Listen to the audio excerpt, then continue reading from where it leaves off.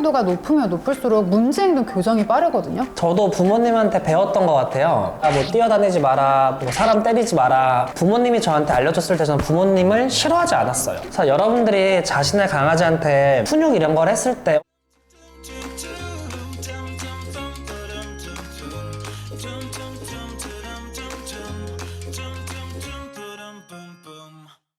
안녕하세요. 오늘의 주제는 뭐죠? 체벌을 통한 훈련을 하면 좋을까 나쁠까? 그래서 예전에 좀 방송을 보면 칭찬하는 법이 방송에 나오고 또 요즘에는 또 체벌을 많이 하는 방법이 나오고 좀 대세가 조금 막 그렇게 바뀌는 것 같긴 해요.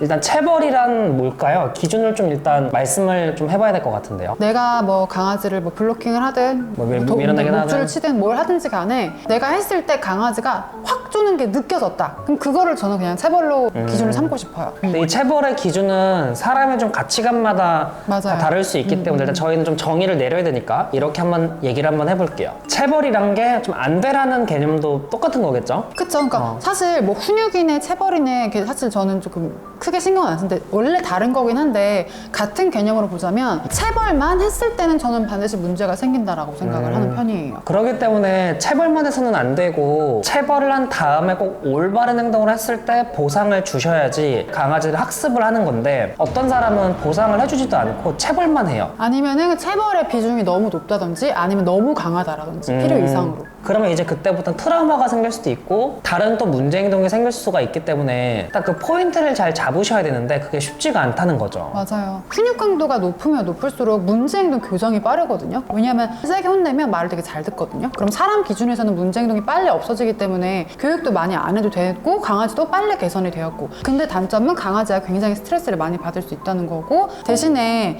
이제 저희 긍정이랑 좀 섞어서 하는 거의 단점은 시간이 훈육보다 오래 걸려요. 체벌보다. 근데 장점은 이제 강아지가 장기적으로 조금 학습이 가능할 수 있고 스트레스를 덜 받으면서 갈 수 있다라는 장점이 있는 거죠. 그래서 이거는 훈련사가 방문을 하더라도 훈련사가 선택을 할 부분은 아니고 보호자님이 선택을 해주시는 게 가장 좋기는 해요. 저희가 그래서 항상 방문교육 가서 보호자한테 여쭤보는 게 있잖아요. 좀 어떤 방법을 선호하시냐, 어느 정도까지 하실 수 있냐.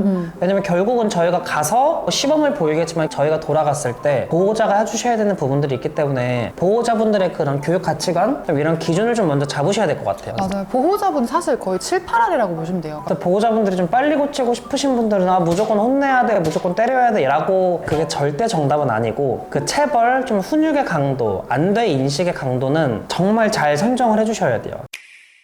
체벌을 하면 강아지가 성격이 더 나빠지지 않나요? 라고 많이 말씀을 하시는데 체벌의 강도가 어중간하면 강아지들은 너 나랑 싸우자고 더 공격성을 키울 수도 있어요. 맞아. 그렇기 때문에 이 체벌에 대해서 하시려면 정말 확실하게 해주셔야 되고 대신 너무 높게 설정하시면 강아지가 트라우마가 생길 수 있기 때문에 강아지한테 맞는 적정선에 체벌을 해주셔야지 맞는 거고 대신 체벌만 했을 때는 꼭 올바른 보상까지 와줘야지 저희가 원하는 방향이 되는 거죠. 결국에는 뭐 체벌이네 뭐 훈육이네 뭐 이렇게 얘기를 하지만 저희 개를 패고 싶어서 그러는 게 아니잖아요. 맞아요. 그래서 체벌이든 훈육이든 내가 무언가를 알려주기 위한 과정의 하나로 들어가야 되는 거지 그냥 잘못했을 때만 뺨 때리는 거는 사실 저는 뭐 올바른 교육이라고 생각하지는 않습니다. 맞아요. 그럼 또 이런 경우도 있어요. 저희 애는 혼내지도 않는데 말을 잘 듣는데요. 이러신 분들의 특징, 집안에 거의 하루 종일 계시는 분들은 이렇게 거의 가능해요. 하루 종일 강아지랑 지내기 때문에 강아지가 어떤 행동을 하면 미리 신경 써서 하면 되고 하지만 출퇴근하시는 보호자분들 긍정적인 방향을 알려주는 게 좀 쉽지 않아요. 저한테는 충분한 시간이 있고 전 참을 수 있어요 라고 하시는 분들은 칭찬만 해도 상관은 없어요. 하지만 또 저의 생각은 강아지가 안 되라는 인식은 저는 필요하다고 생각을 합니다. 얘가 만약에 나랑만 살 거면 안 돼 몰라도 돼요. 별로 나한텐 큰 문제가 안 돼. 그러면은 굳이 필요 없는데 나는 강아지랑 여기도 가고 싶고 저기도 가고 싶고 막 이렇게 하고 싶어요. 그랬을 때 내 강아지를 내가 통제를 못 해요. 그럼 결국에는 이게 안 좋게 되면 남들한테 민폐를 끼치는 걸 수도 있고 남의 강아지 사회성을 망치게 되는 걸 수도 있고 그렇기 때문에 얘한테 더 많은 세상을 알려주고 조금 더 많은 경험을 하게 해주고 싶다라고 하시면 내가 이 친구를 어느 정도는 컨트롤할 수 있어야 되는 거예요. 그래야 보호자인 거죠. 저도 부모님한테 배웠던 것 같아요. 뭐 뛰어다니지 마라, 뭐 사람 때리지 마라. 부모님이 저한테 알려줬을 때 저는 부모님을 싫어하지 않았어요. 그래서 여러분들이 자신의 강아지한테 훈육 이런 걸 했을 때 나를 싫어하면 어떨까? 안 하셨으면 좋겠어요. 제가 내가 훈육을 하면 외부 사람에 대해서 트라우마가 생길 수가 있는데 여러분들은 가족으로 생각하고 보호자라고 생각을 하고 있기 때문에 여러분들이 훈육을 해도 크게 관계가 틀어지진 않을 거라고 생각을 합니다. 대신 너무 체벌만 하면 안 되겠죠. 그럼 싫어하겠죠. 맞아요.